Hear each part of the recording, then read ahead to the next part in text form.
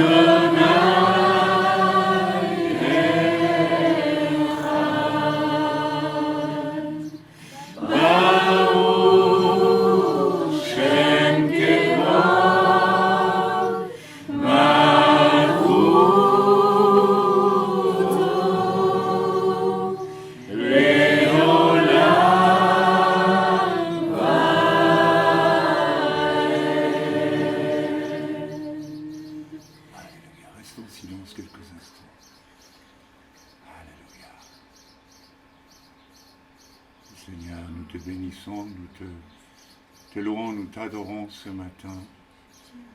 Et nous voulons vraiment songer, Père, au fait que si nous sommes ici à Jérusalem pour Pessah, nous voulons aller droit au but de ce qui est essentiel. Seigneur, tu nous as dit, mangez-en tous et buvez-en. Ceci est mon sang, faites ceci en mémoire de moi. Seigneur, nous te demandons pardon de nous intéresser bien plus au décor, à ce qui frappe les yeux, les sens,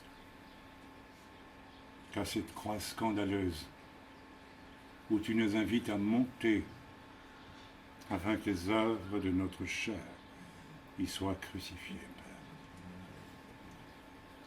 Seigneur, ce Pessah à Jérusalem est peut-être le seul et unique que nous vivrons avant que tu ne sonnes, comme l'a écrit une sœur de France, la fin de la récréation, la fin du temps de ta patience devant notre refus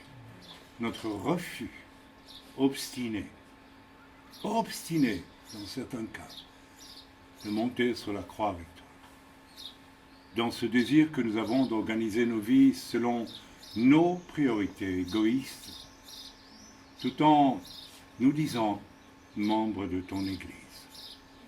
Seigneur, ton Église est un lieu d'une patience infinie. Et tu demandes à tes serviteurs une immense patience et ils l'ont. Quand ils ne l'ont pas, c'est qu'ils ne sont pas de toi. Mais il y a aussi un temps où les choses doivent être jugées, doivent être alignées devant toi. Alors nous te remercions pour ce privilège d'être ici à Jérusalem, afin de pouvoir faire le point, chacun, honnêtement, avec ce principe de monter sur la croix. Cette croix, Seigneur, avec Yeshua pantelant, je la vois dans mon esprit. Je la vois 2000 ans après, je la vois ici à Jérusalem, je vois ce sang, je vois cette agonie, je vois ce visage absolument défait.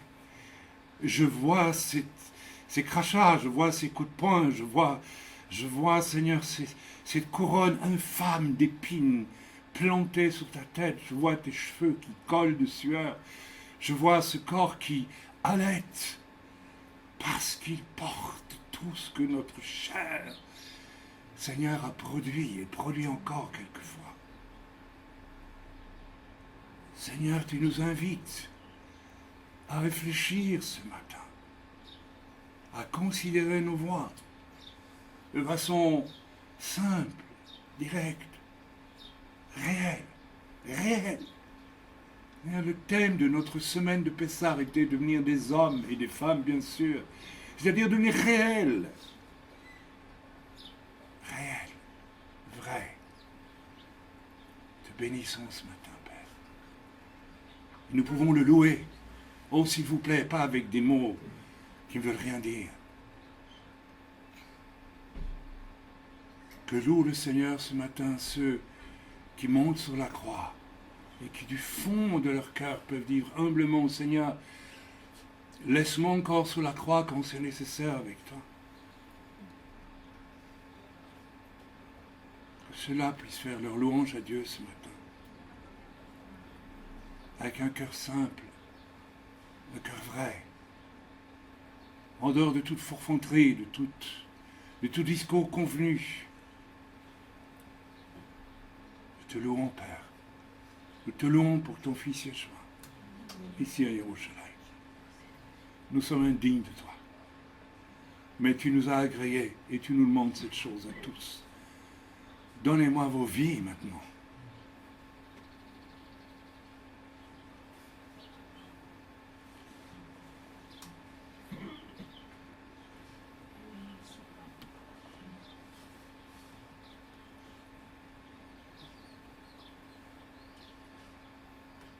Seigneur, je veux te donner ma vie, je veux monter sur cette croix, Seigneur, je veux te servir. Et je te remercie de ce que tu as fait pour moi, mon Dieu. Tu as donné ton corps, tu as souffert, tu as été déchiré pour moi. Et je reconnais combien je suis défaillante souvent, Seigneur. Mais je veux te suivre, Seigneur, je veux te servir. Je te loue de ce que tu as fait, Seigneur. Merci, merci, Seigneur. Je te loue, Seigneur. Je veux t'aimer encore plus, je ne suis pas digne de ce que tu as fait pour moi à la croix, Seigneur. Mais je t'en remercie, Seigneur. Et je vais avancer avec toi maintenant, chaque jour, de plus en plus, Seigneur, que toute chose de la chair soit bannie, Seigneur, de ma vie. Afin de te servir, d'aller là où tu veux que j'aille, Seigneur, de faire ce que tu veux que je fasse, Seigneur. En toutes choses, Seigneur. Je te remercie, Seigneur, je te bénis.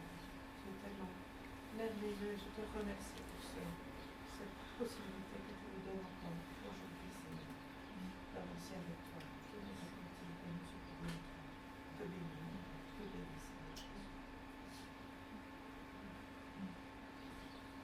Une autre chose que le Seigneur a démontré à la croix, c'est qu'il n'a pas été défaillant dans sa résolution. Il est allé jusqu'au bout. J'aimerais que, messieurs, mes frères, mes sœurs, mesdames, mes sœurs, nous réalisions que si nous sommes montés sur la croix, nous ne pouvons plus défaillir. Nous ne pouvons plus faire semblant, nous ne pouvons plus servir et ne pas servir, nous ne pouvons plus être défaillants dans nos résolutions. Songez au Fils de l'homme, c'est-à-dire un homme comme vous, avec la même chair, Fils de Dieu, mais Fils d'homme, qui n'a pas été défaillant. Il aurait pu l'être 100 fois parce que la pire des épreuves était à la fin pour lui. Et reconnaissons-le, nous sommes si souvent défaillants pour 3 fois rien. Nous ne sommes même pas capables d'assumer un minimum, une permanence dans nos résolutions. Cette faiblesse que nous avons, qui n'honore vraiment pas celui que nous sommes venus saluer ici, à Yerushalayim, avec ce Seder de Pessah. Nous avons mangé une matzah, nous avons bu une coupe de vin en mémoire de lui. Il est allé jusqu'au bout, il a été fidèle. Et il nous demande ce matin de prendre cette résolution de la fidélité dans nos démarches, que nous ne soyons plus jamais exposés à la honte d'avoir pris des bonnes résolutions parce que nous y avons été exhortés et de les abandonner ensuite.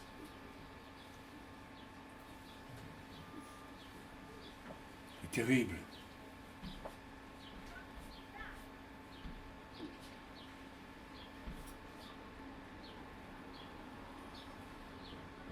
C'est le moment ou jamais d'être fidèles, mes amis. Nous arrivons à la fin. C'est le moment où beaucoup vont s'égarer. Parce qu'ils vont prendre le chemin large et resserré, facile, agréable. C'est évident, c'est facile, c'est agréable. Mais c'est lâche. Yeshua ne l'a pas pris, ce chemin-là. Yeshua ne l'a pas pris.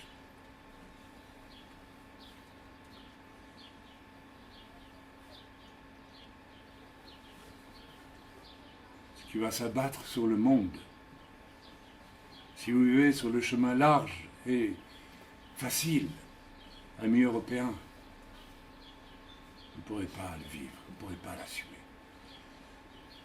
Peut-être même l'Église devra vous fermer la porte pour ne pas que vous veniez amener. C'est terrible ce que je suis en train de vous dire. Oh, on ne vous chassera pas. Mais le Seigneur organisera les circonstances. Nous vivons le temps des vierges sages et des vierges folles. Et les vierges folles viendront et nous diront, nous n'avons pas d'huile pour vous. Nous n'avons pas. Nous ne pouvons plus rien pour vous. C'est trop tard. On nous l'a prêché des centaines de fois. Et c'est seulement si nous sommes montés sur la croix, messieurs, mes frères, avec des cœurs résolus. C'est pas facile de tenir bon tous les jours avec ces résolutions, mais il faut tenir bon. Jusqu'au bout, jusqu'au dernier souffle de ma vie, je dois tenir bon. Je dois rester sur la croix avec Yeshua quand c'est nécessaire. Je ne peux pas redescendre pour prendre une pause. Yeshua n'est pas descendu de la croix pour prendre une pause. Et c'est ce que nous faisons très souvent. Prenons des pauses.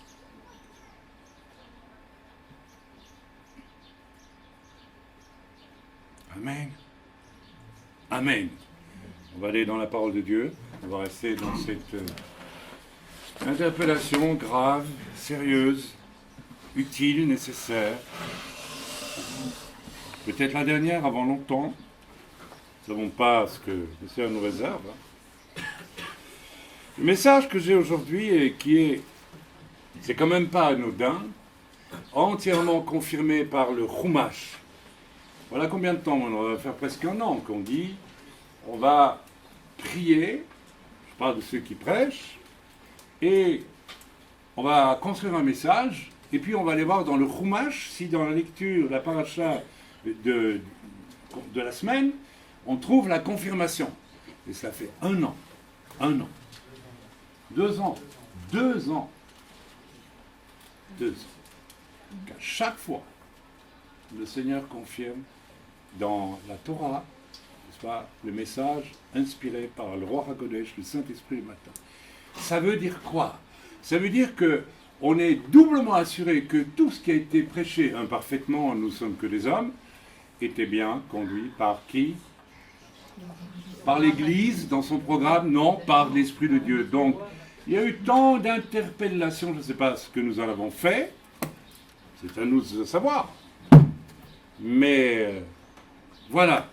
Donc aujourd'hui, le message que j'ai sur mon cœur, il est que Dieu cherche des pasteurs. Ah ouais. Et j'ai trouvé que Shmuel était trop doux, quand il a été très délicat, mais il a dit dans son message, nous ne savons pas ce qui peut arriver. Si demain Chaim n'est plus là, c'est pas que je sois extraordinaire, mais ça veut dire en clair, si Chaim n'est pas là, paf. Il l'a dit, il avait raison de le dire. Ce qui posait comme question fondamentale, c'est au fond quelque chose qui concerne des pasteurs, mais qui peut concerner des prophètes, des apôtres, des évangélistes, des docteurs, des anciens, des diacres et finalement tout le monde. Est-il concevable que parce qu'un serviteur disparaît, une église explose, et puis elle part dans tous les sens, et puis peut-être soit reprise par je ne sais qui, dans une lutte de pouvoir, comme ça, je ne sais pas, j'imagine les scénarios. Non, logiquement, si un serviteur disparaît, il est un serviteur, il devrait être un serviteur parmi d'autres serviteurs, tous étant serviteurs. Donc l'Esprit de Dieu pourrait gouverner les choses très bien, de manière à ce qu'il n'y ait aucun problème pour... On ne devrait même pas appeler ça une transition, une continuation, n'est-ce pas? Dieu cherche des pasteurs, et tout ceci, bien sûr, nous... Alors, je vais vous lire un passage dans Luc, chapitre 3, versets 15 à 17. Alors, moi, j'aime beaucoup la façon dont le Seigneur me conduit, parce que il ne nous donne pas toujours des choses toutes cuites, Ça, c'est pour nos ancêtres qui voulaient des cailles, ou qui voulaient des oignons, ou des choses comme ça. Puis certains aussi qui aimeraient bien avoir, je ne sais pas moi, leur petit flocon d'avoine le matin. N'est-ce pas? Alors qu'ils ont peut-être besoin de toute autre chose. Luc 3, versets 15 et 17, nous allons lire ensemble. Comme le peuple était dans l'attente et que tous se demandaient en eux-mêmes si Yohanan n'était pas le Mashiach, il leur dit à tous, moi je vous baptise d'eau, donc c'est Yohanan Amadbil qui parle, Jean le Baptiste, pour ceux qui ne comprennent pas. Moi je vous baptise d'eau, mais il vient celui qui est plus puissant que moi, et je ne suis pas digne de délouer la courroie de ses souliers. Lui, il vous baptisera du Saint-Esprit et de feu.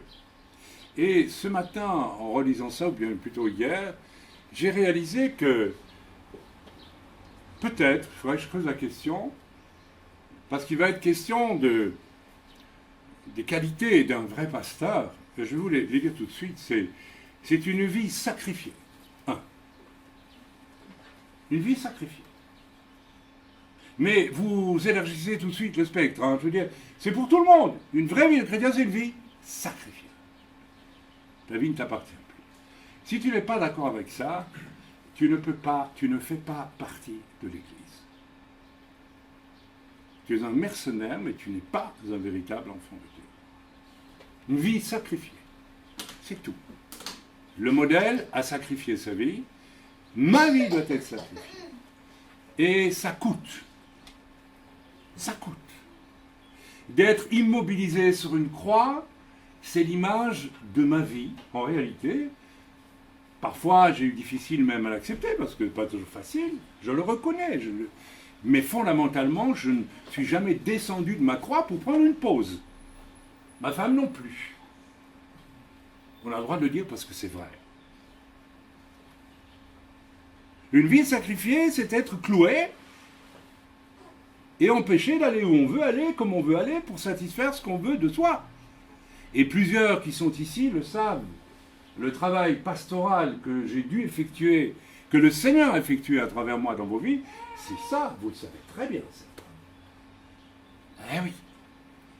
Vous alliez gambader beaucoup. Et puis peu à peu, vous avez dit, mais attention là, tu es cloué avec moi sur la croix ou pas ?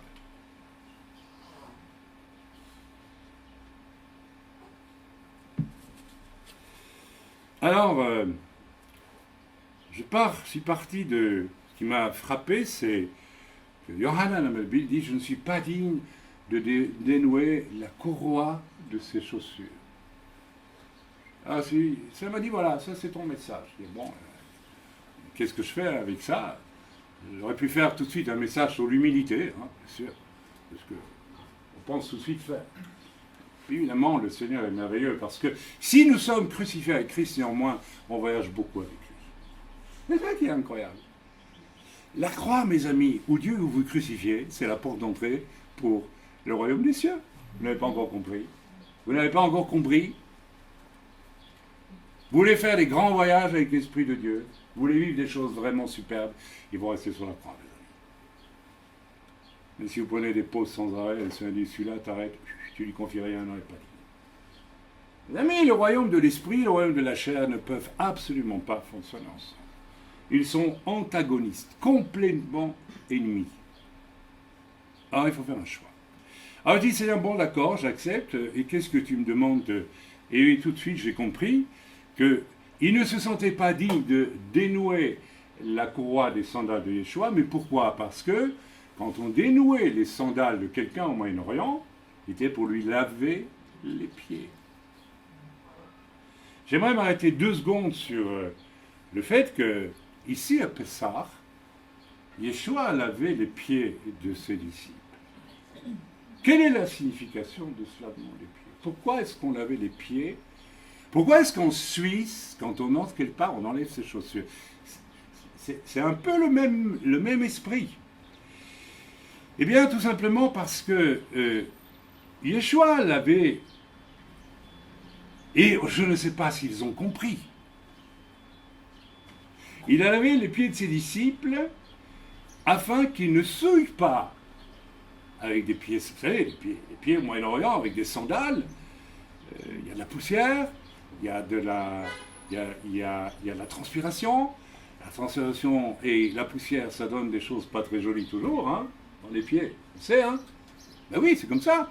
Pas avoir peur de dire la vérité, même monter les orteils, c'est pas joli, hein. Et c'est une image de tout ce qui est corruption, finalement. Et il y a l'odeur aussi. Rassembler 15 personnes dans une pièce à pieds nus, je m'entends vous dire que quand je suis allé une fois sur la mosquée du Mont du Temple, je me suis sorti en m'enfuyant, littéralement, hein, parce qu'il y a tellement de démons là-dedans.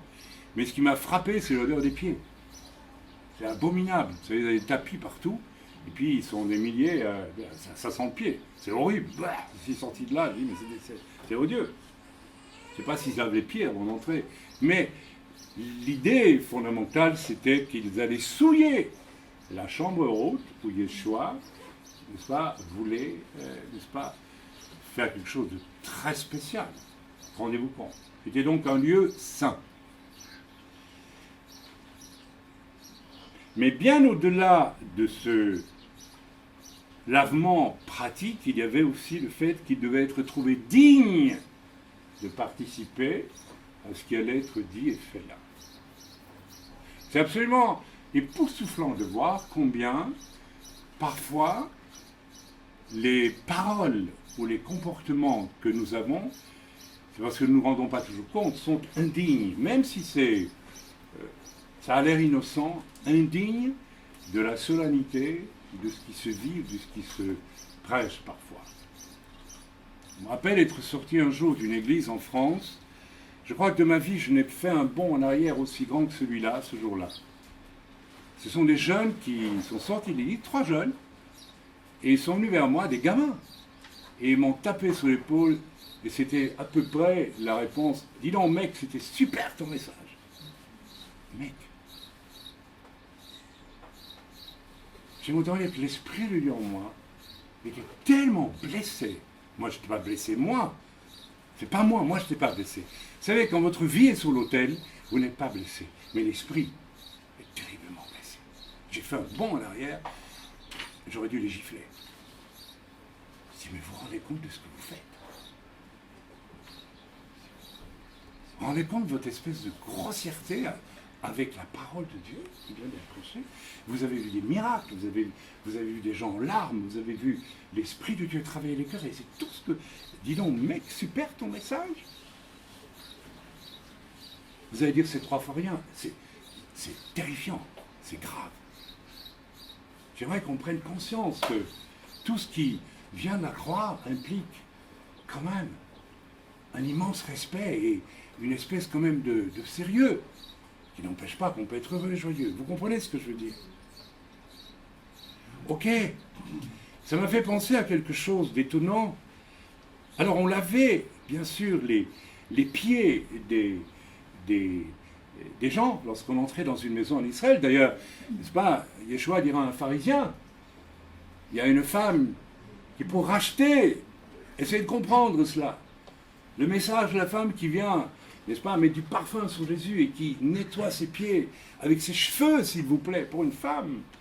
On sait tous que les cheveux d'une femme, les cheveux longs d'une femme, c'est une parure majestueuse qui glorifie son époux, enfin, qui est donnée pour... C'est pas n'importe quoi, les longs cheveux d'une femme. Et elle va essuyer les pieds de Jésus avec ses larmes. Et Yeshua va dire aux pharisiens, tu vois, toi, tu m'as même pas donné d'eau pour me laver les pieds. Pourquoi c'était important de laver les pieds de la personne qui rentrait chez vous? Je vais vous le dire. Parce que quand vous rentriez dans une maison d'Hébreux, ici, ou bien dans tout le Moyen-Orient, et même à Rome, à l'époque, où les gens marchaient en sandales, on ne vivait pas dans des fauteuils, il n'existait pas le fauteuil, il y avait des coussins. On s'assoyait sur des choses un peu surélevées, et puis on mangeait d'ailleurs allongé. Ça se mangeait, n'est-ce pas, accoudé. On ne peut plus le faire aujourd'hui parce qu'il faudrait toute une organisation pour cela. Et on mettait ses pieds sur les coussins. Et pour éviter la honte, non pas de la maîtresse de maison, mais de la personne qui avait une sensibilité quand même et qui était gênée de mettre ses pieds sales sur les coussins d'autrui. Mes amis, il y a toute une image là.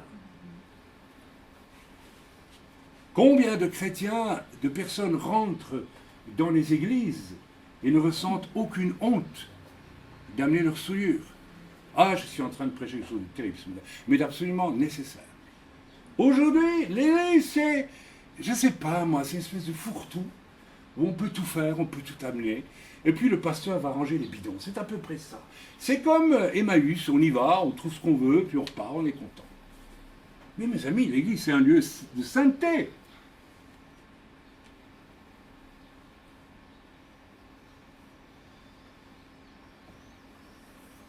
Comment est-il possible qu'un pseudo-prophète qui m'a pourchassé il y a 4, 5, 10 ans, je ne sais plus, prétendant qu'il devait travailler avec moi. Moi, ça m'a dit, il ne doit pas travailler avec toi. D'ailleurs, ce n'est pas un prophète. C'est un... Et puis, lassé par ses insistances, j'ai questionné Dieu, il m'a dit, ben, laisse-le venir, tu vas voir. Je vais te montrer. Et puis, quand il est entré, le Seigneur m'a montré dans l'esprit qu'il avait pratiqué une impureté.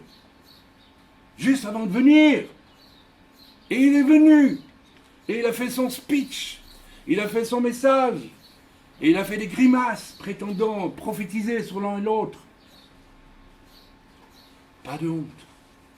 Pas de gêne. Mais qu'est-ce que j'ai fait? J'étais un pasteur, mes amis. Je ne l'ai pas chassé. Après la réunion, je l'ai pris à part. Je lui ai dit, tu as fait ça avant d'entrer ici. Est-ce que c'est vrai? Il m'a dit oui. Tu n'as pas honte. Il n'y a pas de honte chez toi. Je lui ai lavé les pieds, mes amis. Je lui ai lavé les pieds, j'ai enlevé les grosses saletés qu'il y avait entre ses orteils. Et au final, Dieu m'a dit, c'est un pauvre garçon. Donne-lui la bénédiction des pères. Mais il a arrêté son ministère, on ne l'a plus jamais vu. Peut-être maintenant, il travaille, il fait son job de père, et au moins il vit une vie à peu près correcte. J'ai été pasteur de cet homme. Mais mes amis, il faut que nous réfléchissions à tout ça. Rien ne l'obligeait non plus de venir poser ses pieds d'impureté sexuelle tout en prétendant servir Dieu.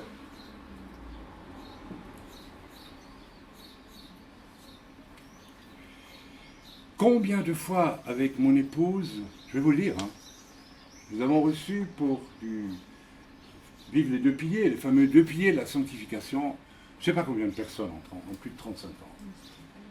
Peut-être des milliers, je ne sais plus, je ne sais pas, je suis incapable de dire, je n'ai jamais compté. C'est pas notre style, on ne compte pas et on n'enregistre pas les miracles et les guérisons chez nous. Voilà. C'est Dieu qui donne et puis on avance. Quoi. Mais mes amis, systématiquement, quand les gens étaient passés chez nous, avec mon épouse, nous devions prier pour purifier, nettoyer les coussins. Ouais, chaque fois. Et nous l'avons fait. Alors il y a 2 aspects à ça. Comment se fait-il que des gens aient besoin d'un pasteur pour confesser avoir fait certaines horreurs dans la vie? Comment se fait-il que d'eux-mêmes, ils n'ont pas été, se sont pas mis devant le Seigneur et dire mais ça c'est horrible ce que j'ai fait, je demande pardon. Comment se fait-il que si peu de chrétiens, lorsqu'ils acceptent Yeshua comme sauveur, ne sont, comment je dire, cernés littéralement par le Saint-Esprit pour aller demander pardon à telle ou telle personne d'avoir fait ceci, d'avoir fait cela. Or, quand j'observe, je questionne, sans questionner, mais comme ça, c'est très rare aujourd'hui. Excusez-moi de parler de nous, mais quand on est venu au Seigneur, ma femme et moi, vous savez, c'est quasiment dans les 24 heures que Dieu a dit, maintenant tu demandes pardon à tes parents, maintenant tu demandes pardon à celui-ci. Tu te rappelles cette personne-là, il y a 10 ans, tu te rappelles ton frère quand tu avais 4 ans, comme tu l'as poursuivi avec une pierre pour lui taper dessus? Il a toujours peur de toi depuis. Écris-lui, demande-lui pardon. Comment se fait-il que... Parce que nous ne sommes pas montés sur la croix, mes amis. Nous ne sommes pas passés par la porte de la repentance, de la vraie repentance. Parce que pour nous, la croix, c'est juste un lieu magique, on ne sait pas trop quoi, où on reçoit une bénédiction, on est content, c'est bien. Il y a des églises pour ça. Je ne vais pas nommer de dénomination, mais il y a une dénomination qui vous dit, tu lèves la main, tu as accepté Jésus, t'es parfait mon cher, pas de problème, tu vas aussi. C'est pratique, hein. Mais c'est faux. Parce qu'à ce compte-là, vous savez, tout le monde peut être sauvé. Alors on met un décor religieux, vous voyez, autour de tout ça. Mais le Seigneur voudrait nous ramener à l'essentiel, à la prédication de la croix, mes amis. Est-ce que ce n'est pas un endroit parfait pour prêcher la croix, ici? On s'en moque un peu, mais quand la sœur de l'empereur Constantin, alors on peut dire tout ce qu'on veut avec Constantin, je suis d'accord, hein, pas de souci. Mais enfin, elle a quand même été obsédée par l'idée de trouver l'endroit où était la croix. Elle est venue à cheval et en litière depuis très très très loin, en Europe. Je ne sais pas où elle habitait à l'époque, peut-être à Byzance, non? Peut-être à Constantinople, je ne sais plus. À Constantinople, mais rendez-vous compte! Il n'y avait pas de charter à l'époque, il n'y avait pas d'avion. Et il était quand même obsédé par l'idée de trouver le lieu où était plantée la croix. Vous croyez que c'était par pur intérêt historico, elle voulait monter une agence de tourisme? Non, pas du tout.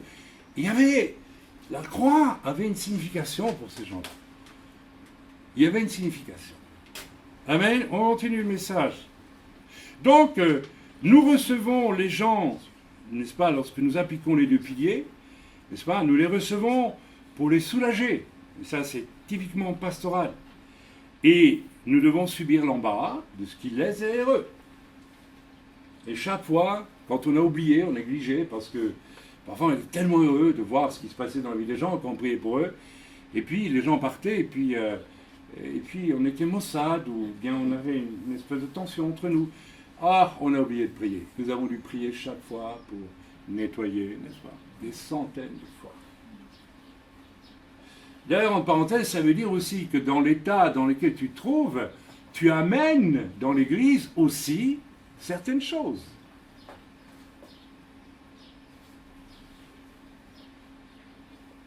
Qu'est-ce que j'amène?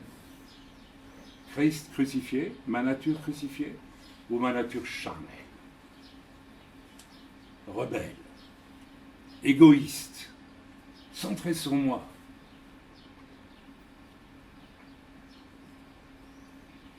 On continue. Excusez-moi, j'ai beaucoup de choses. Le ministère pastoral avec les soins apportés. Alors je vais venir dans quelques instants. Je vais donner les conditions d'un véritable ministère pastoral, mais j'aimerais bien que vous ne saisissiez pas ce que je prêche ce matin en disant ça y est, on va avoir un bon pasteur, c'est très bien, et puis c'est pas pour nous. Non, mes amis, ce qui est exigé pour un pasteur devrait l'être pour chacun d'entre nous. Ok? Et on va prier à la fin de ce message pour que Dieu suscite, selon son esprit, dans les cœurs, un vrai pasteur parmi nous. Il est déjà connu de Dieu.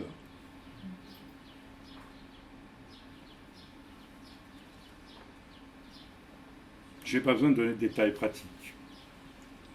Un céder royal en Yeshua. Mes amis, nous avons vécu un céder très imparfait sur le plan pratique, mais ce n'est pas ça l'essentiel. Mais le céder que Yeshua a vécu, lui, était un céder royal. Mais de quelle royauté? La royauté de Yeshua pendant le céder de Pessah il y a 2000 ans, c'est l'agneau qu'on va sacrifier et manger. C'est moi. C'est moi. C'est ça le message. Prenez-en tous, ceci est mon sang, d'une nouvelle alliance. Mangez-en tous, ceci est mon corps. Ceci est le modèle. Je monte sur l'autel, je meurs pour vous, je me laisse crucifier pour vous, je vais ressusciter. Et je vais vous dire que Yeshua, sur la croix, a ouvert une porte au surnaturel de Dieu depuis 2000 ans, mes amis. Et le Seigneur, je suppose que vous comprenez le message, vous invite aussi à montrer sur la croix. Si nous voulons laisser derrière nous des œuvres qui vont durer, qui auront un écho jusque dans l'éternité, autrement nous allons nous présenter un jour devant Dieu avec rien du tout. Choum d'Amar, c'est terrifiant. Quel gâchis! Une vie chrétienne inutile, toute une vie, 30 ans, 40 ans, 50 ans pour certains. Parce que jamais on a compris le sens profond de la croix. Yeshua a commis un céder royal où il a dit l'agneau sacrifié, ce céder-ci, Ce n'est plus l'agneau que vous mangez là. Il mangeait un agneau. C'est moi l'agneau. Je pense que le message à lui seul. Alors donc la première chose nécessaire pour un véritable pasteur, c'est un homme dont la vie sera un sacrifice. De A à Z. Si tu ne veux pas de cela, tu ne seras pas pasteur, et je dirais même que ta vie chrétienne va être un échec. Un échec complet. Ah, tu peux, mais tu ne passeras jamais la porte qui te permettra... Vous savez, parfois certaines personnes prêchent, on sent la présence de Dieu, n'est-ce pas? Parce que ce qu'elles prêchent passe à travers la croix vers l'éternité. Quelquefois, il y a des gens qui prêchent, s'ennuient. J'espère que ce matin, ce que je raconte passe la croix et va dans l'éternité. Et j'en suis certain, parce que vous voyez, on a une joie spéciale, très particulière, mystérieuse, étrange, pas humaine. On continue.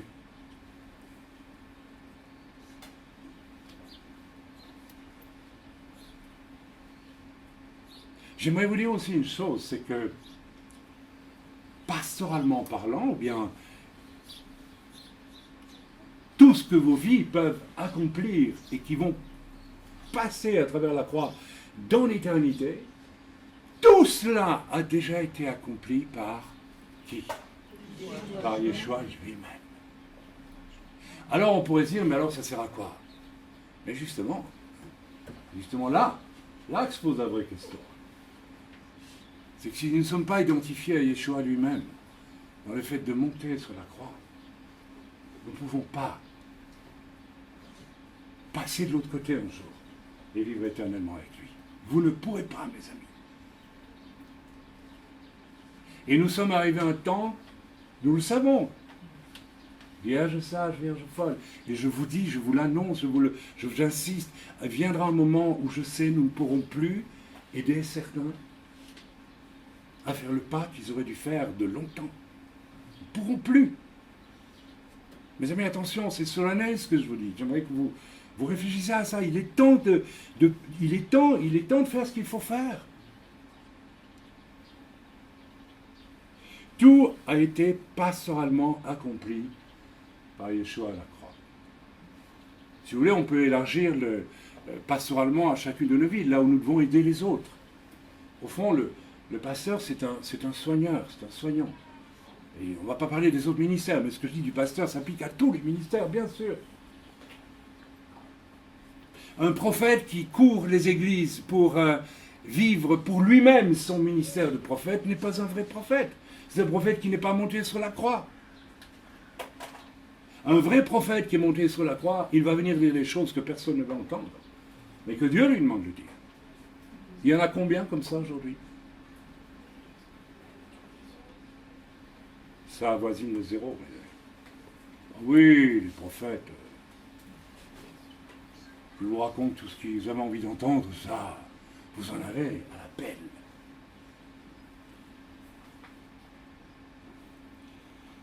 Ok. Donc, si tout a été accompli par Yeshua, de quoi avons-nous besoin si nous montons sur la croix? De quoi un vrai pasteur a-t-il besoin? D'être rempli du Saint-Esprit. Et on va voir pourquoi dans quelques instants. Et d'une foi entière. C'est le sens, je crois, à mon avis, j'ose le dire, quand Yohanan Amadbil dit, lui, il vous baptisera du Saint-Esprit et de feu. Alors, on a assisté à toutes sortes moi je dirais, d'errances théologiques dans les milieux charismatiques sur le baptême du feu. Ce serait un super baptême du Saint-Esprit. Je n'y crois pas du tout. Vous savez ce que c'est le baptême du feu? C'est l'Holocauste, mes amis. C'est l'Holocauste de votre vie. Les animaux ont été brûlés ici. C'est le signe majeur. Il vous baptisera du Saint-Esprit et de mourir avec lui pour la gloire de Dieu. Mourir non pas pour mourir, mourir à votre chair, à votre âme, à vos désirs, à vos passions, qui vous font pécher de toute façon, toujours, à vos lâchetés, à vos faiblesses, mes frères, mes sœurs, à votre manque de constance.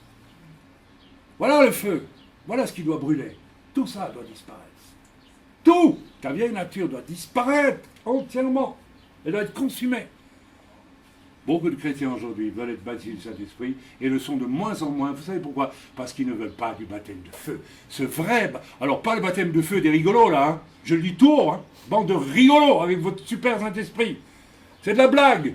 Ce baptême de feu, ça veut dire monte sur l'autel pour être brûlé avec Jésus. C'est ça que ça veut dire. Afin que Dieu puisse dire, celui-là, il me plaît. Celui-là, il est comme mon fils. Il a compris. Oh, il est imparfait. Et il le sait. Mais il veut. Il est monté sur la croix avec mon fils. Toi, je te donne. Toi, je te donne des choses de mon esprit. Toi, je te donne de faire des choses extraordinaires pour moi. Parce que tu t'enorgueilliras pas. Tu le feras par amour pour moi. Un amour pur, sans tache. Mais il faut commencer par abandonner tout égoïsme aussi pour connaître l'amour véritable. L'amour, ça commence par se donner soi. Tu aimeras le Seigneur ton Dieu de toute ta force, de tout ton cœur, de tout ton être. Et, fatalement, évidemment, parce que c'est automatique quand on aime Dieu, ton prochain comme toi-même. Au lieu de venir juste à l'église pour...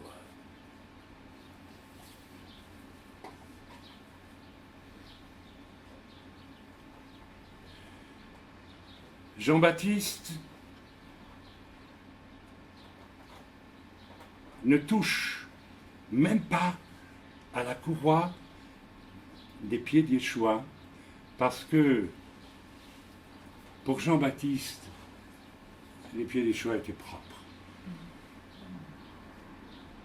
Alors je ne sais pas s'il avait de la poussière ou pas, peut-être que pas.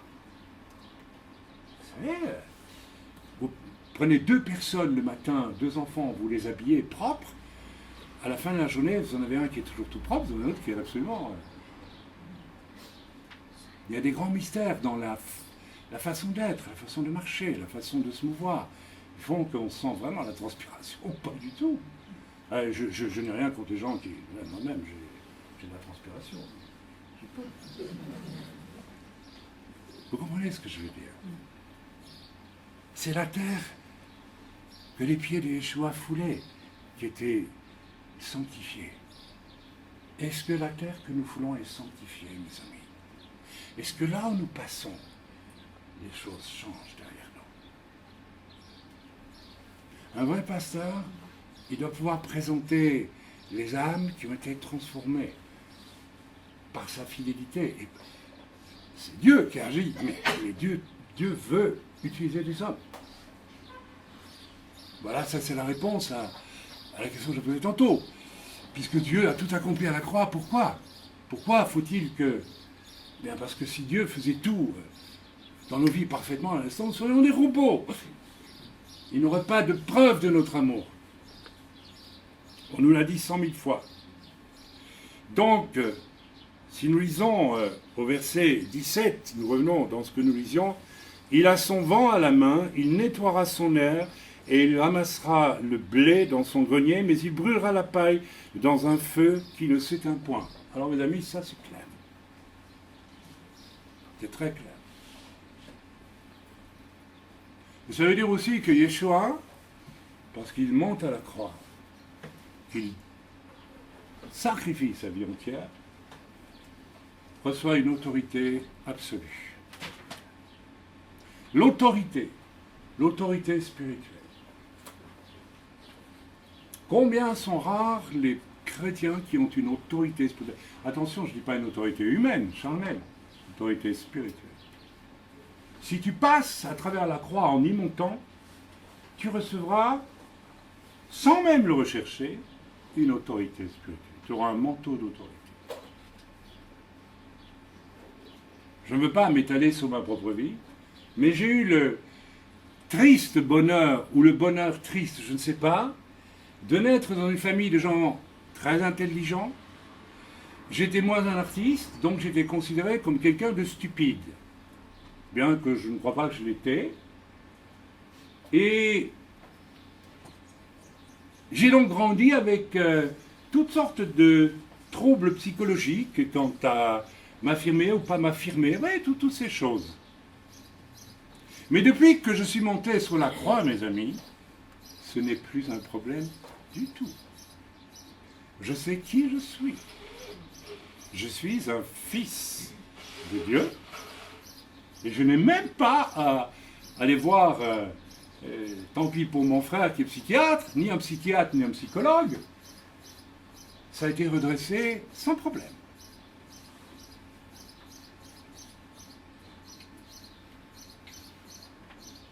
En Yeshua Mashiach, tu n'as plus de problème. Tu n'as plus aucun problème. Tu es mort et tu es ressuscité. Et ressuscité. On continue. Nous allons donc lire à présent ce que Yeshua nous a promis si nous sommes montés sur la croix avec lui. On va voir dans Jean au chapitre 14 et au verset 15 qu'il est écrit. Jean 14, verset 15.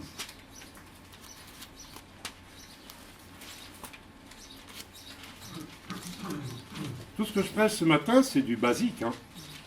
C'est du fondamental. Ça devrait même plus être prêché dans la vie de beaucoup. Mais c'est bien. Verset 15 du chapitre 4 de l'évangile de Jean. Yohann. Si vous m'aimez, gardez mes commandements. Et moi, dit Yeshua, moi, je prierai le Père, et il vous donnera un autre consolateur. Si vous m'aimez, gardez mes commandements. C'est quoi le plus grand des commandements? Tu aimeras le Seigneur, ton Dieu, de tout ton cœur. Tu le rejoindras sur la croix. Tu passeras à travers la croix. Vous avez remarqué, pendant tout Pessah, on a parlé de enfoncer la porte. La porte a été enfoncée par Yeshua. Il nous demande de rentrer avec lui. Mais il faut passer par la croix.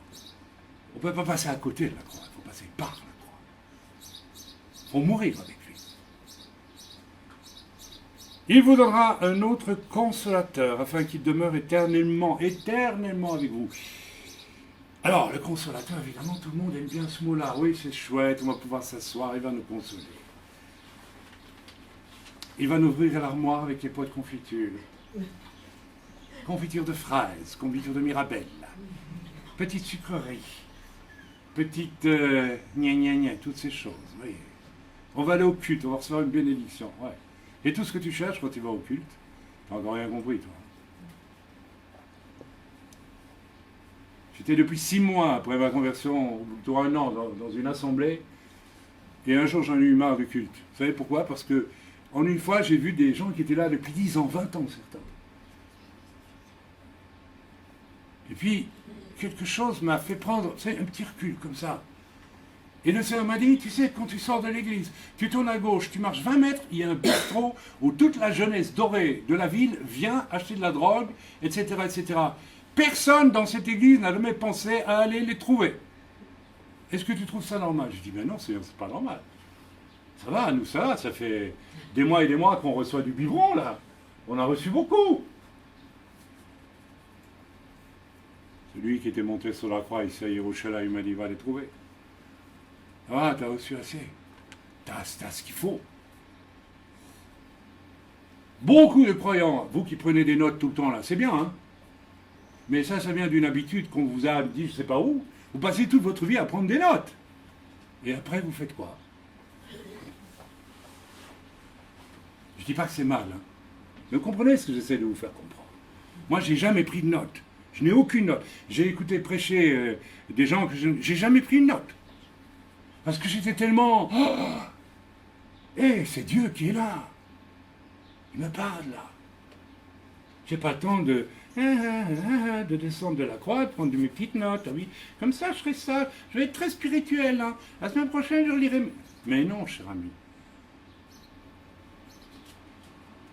Vous croyez que les gens prenaient des notes quand ils ont regardé Jésus sur la croix? Le scandale n'est pas suffisant. La chose qui se passe là n'est pas parlante assez Faut-il prendre des notes? Faut-il faire sa petite bibliothèque chrétienne en soulignant ce qu'il faut, n'est-ce pas? Alors j'ai rien, moi aussi je souligne des choses, mais s'il vous plaît, c'est pas le but. C'est pas le but. On relit ce passage, Jean 13, 15, verset 17. Si vous m'aimez, gardez mes commandements, et moi je prierai le Père, et il vous donnera un autre consolateur, afin qu'il demeure éternellement avec vous. Alors, c'est quoi ce consolateur? Regardez ce que dit l'Écriture. L'esprit de vérité que le monde ne peut recevoir parce qu'il ne le voit point et ne le connaît point. Mais vous, vous le connaissez, car il demeure avec vous, il sera en vous. Le roi HaKodesh, le Saint-Esprit, c'est l'esprit de vérité. C'est l'esprit qu'on peut presque appeler aussi l'esprit de Jésus. D'ailleurs, je crois. On ne va pas rentrer dans un débat théologique, ce n'est pas le but. C'est obligé d'aller. C'est l'esprit qui est en accord parfait avec Yeshua. Parfait avec ce qui a été accompli ici, il y a 2000 ans. C'est ça le centre de tout, le départ de tout. Vous n'avez pas le Saint-Esprit, je veux dire pourquoi? Parce que vous n'êtes pas encore monté sur la croix. Celui qui monte sur la croix, il reçoit l'Esprit. Alors ça c'est mystérieux. Celui qui monte sur la croix, baptisé du Saint-Esprit, c'est encore autre chose, je suis d'accord. Mais est-ce que nous avons été scellés de l'Esprit de vérité? J'entends ici l'Esprit de vérité qui atteste que ce qui s'est passé là, sur cette croix, il y a 2000 ans, avec une résurrection, 3 jours après, c'est la vérité, c'est le message essentiel, c'est le but de toute l'histoire de l'humanité, c'est le départ pour tout le reste de l'histoire de l'humanité. C'est ça l'Esprit de vérité. Ok? Donc, rappel, véritable pasteur, c'est une vie sacrifiée. Et pas une vie sacrifiée pour 5 minutes, sacrifiée du début à la fin. J'ai déjà témoigné ici souvent de la chose. Un jour, un pasteur, à l'assemblée où nous étions, a prêché ce message d'être dans les chaînes pour Christ. À l'époque, on osait prêcher ça. Hein. Et quand j'ai entendu ça, j'ai dit, moi je veux. Parce qu'autrement, ça n'a pas de sens. Ça n'a aucun sens. J'ai levé la main. Et pas tous les ans, mais parfois, on est très fatigué. Enfin, parfois, j'ai dit au Seigneur, on ne pourrait pas prendre une fois des vacances. Et elle m'a dit, non. Un jour, tu m'as dit que tu voulais être dans les chaînes pour moi. J'ai entendu, donc tu es dans les chaînes pour moi jusqu'au dernier jour. Et tu as choisi la meilleure part. Ne te plains pas. Marthe et Marie. Vous voyez celle qui s'agitait tout le temps, croyant faire plaisir à Dieu. Le Seigneur a dédaigné tout son truc. Il a dit, ta sœur a choisi la bonne part qui ne lui sera pas ôtée. Elle était dans les chaînes pour Christ au pied du Seigneur en train de l'écouter. Elle était déjà prête à monter sur la croix. Ok? Vie sacrifiée. Ta vie ne t'appartient plus. Alors c'est pas seulement pour un pasteur, c'est vrai pour chacun d'entre nous. Vous savez, quand je rencontre certains chrétiens qui ne savent pas où ils sont, ni où ils vont aller, etc., moi je ne comprends pas. Je ne comprends pas. Si ta vie est montée sur l'autel, immédiatement Dieu va te guider, Dieu va te répondre, il n'y a pas de problème. Nous avons des milliers de chrétiens aujourd'hui dans la nature qui cherchent. Ils cherchent quoi? Ils sont égarés, mes amis. Ils sont égarés. Si tu es monté sur l'autel, si tu es passé par la croix avec Yeshua, jamais le Seigneur ne t'abandonnera. Jamais le Seigneur ne te laissera sans réponse. Mets-toi à genoux, demande au Seigneur et il te dira tout de suite ce que tu dois faire. Après ma conversion, pendant 7 ans, j'ai eu 3 emplois différents. J'ai été béni au-delà de tout. Non pas moi, mais le travail que je produisais était magnifique. Ma femme est témoin, elle le sait. J'ai perdu chaque fois ma place parce que je témoignais des choix. Le lendemain, j'avais du travail. Le lendemain, mes amis. Pas un mois après. Jusqu'au jour où Dieu m'a dit, c'est fini, tu ne travailles plus. Maintenant, tu es prêt pour me servir à temps plein. Et depuis ce moment-là, on est resté sur la croix. On est resté sur l'autel. On a avancé. Ah, il y a eu des souffrances. Mais il a souffert sous la croix, vous savez. Vous voulez prendre un clou et vous le traversez la main chez vous sur une pièce de bois? Vous ne le ferez même pas pour essayer. et tout le reste. Et la douleur morale, et la douleur spirituelle. Eli, Eli, lama sabachthani. Il n'a pas pu s'empêcher. C'est l'homme qui a crié, mais je suis abandonné de Dieu. Et il est mort. Jusque-là. Jusque-là. Richard Wurmbrand, un jour, a écrit dans un de ses livres que Dieu lui avait parlé et lui avait dit « Tu m'as bien servi, mais si je t'annonçais aujourd'hui que tu vas quand même en enfer, que ferais-tu » Et Richard a répondu « Je te servirai quand même, Seigneur. » C'est un test. Nous suivons Dieu, quoi. Pour obtenir quoi? Nous n'avons rien obtenu. Nous avons tout reçu de ce qui est nécessaire pour sa gloire à lui. Nous n'avons besoin de rien. Vie sacrifiée. Deuxième aspect, je ne l'ai pas développé malheureusement, je n'ai pas eu le temps, c'est la sainteté. La sainteté. Sans sainteté, vous savez, voilà, inutile même d'y penser. Hein. Ensuite, le Saint-Esprit et la foi. La foi. La foi. Le baptême de feu a, à mon avis, bien plus à voir avec la foi qu'avec un prétendument baptême surpuissant du Saint-Esprit. Vous êtes d'accord avec moi? La foi. Tant de chrétiens n'ont pas la foi. N'ont pas la foi. Ils dépendent de la foi d'un pasteur. Mais si souvent, je leur dis, mais et ta foi, elle est où? Pourquoi il y a de moins en moins de guérisons? Parce que vous n'avez plus la foi.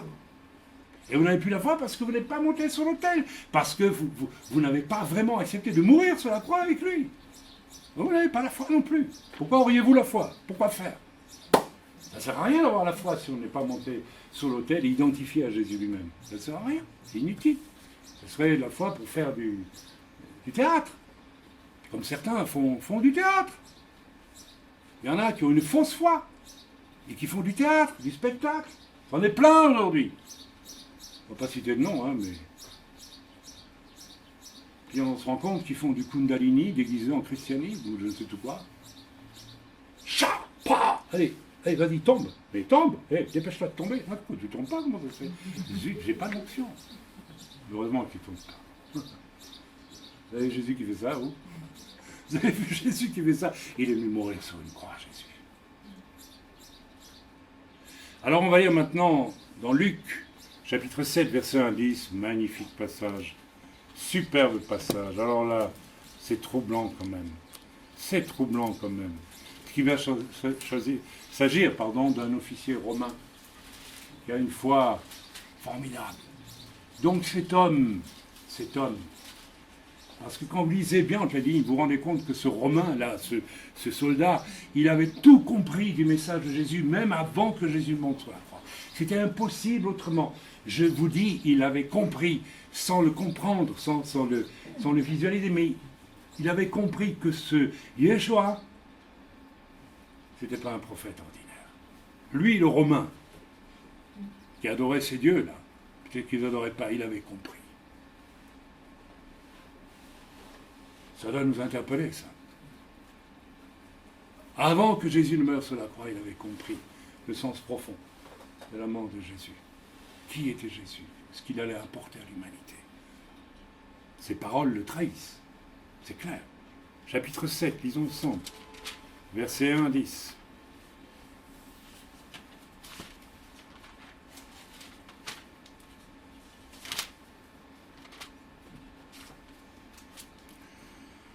Après avoir achevé tous ses discours devant le peuple qui l'écoutait, Yeshua entra dans Capharnaüm. Un centenier avait un serviteur auquel il était très attaché. Ah, c'était à Capharnaüm en plus, très intéressant ça. Et qui était malade. Capharnaüm, c'est ce qu'on appelle Capharnaüm. Hein. Okay. En fait, Kafr, c'était la Kfar. Kfar, c'est la maison de Naoum. C'est ça que ça veut dire. Le village, on veut dire, de Naoum. Il faut dire que le village à l'époque, c'était des maisons refermées, repliées les unes sur les autres qui communiquaient. Hein. C'était une espèce en fait de petite forteresse. Ok. Un centenier avait un serviteur auquel il était très attaché et qui était malade sur le point de mourir. Ayant entendu parler de Yeshua, et qu'est-ce qu'il avait capté, le centenier? C'était un magicien, un gars. Non, il avait capté l'essentiel. Ses paroles le trahissent après. Ses paroles le trahissent. On va les lire, les paroles de ce Romain centenier. Yeshua dira d'ailleurs qu'il n'a vu personne en Israël avec une foi comme celle-là. Ça veut dire quoi, le message? Ça veut dire que n'importe qui a un peu de cœur, parce que le problème c'est ton cœur, mon frère, ma soeur, il comprend vite le message central. Et celui qui ne comprend pas, c'est parce qu'il ne veut pas comprendre. C'est ton cœur qui est malade, c'est ton cœur qui est dur, c'est ton cœur qui est égoïste, ton cœur qui est froid, et ton cœur qui est tiède.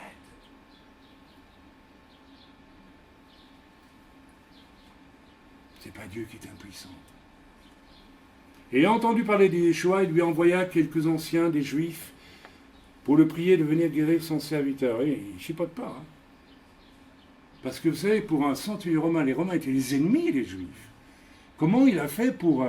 parce que vous savez, les Juifs ont des sacrés caractères aussi. Convaincre des anciens d'Israël d'aller trouver Yeshua, lui, le centurion. Il a dû se mettre presque à genoux devant eux. Il a dû les supplier. Pour supplier des gens qu'on occupe d'aller trouver quelqu'un, il faut être convaincu que ce quelqu'un est très spécial. Lui, il avait eu un baptême de feu. Oui. Le centenier, il avait reçu son baptême de feu. Il avait la foi.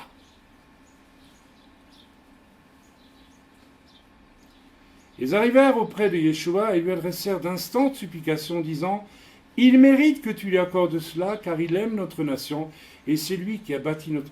Et vous vous rendez compte? Il n'est pas membre d'une église, lui. Il bâtit la synagogue des Juifs, là. Moi, j'attends de voir un païen qui va venir me dire: c'est formidable ce que vous prêchez, frère. Moi, je ne suis pas chrétien, mais je vais vous aider. Hein.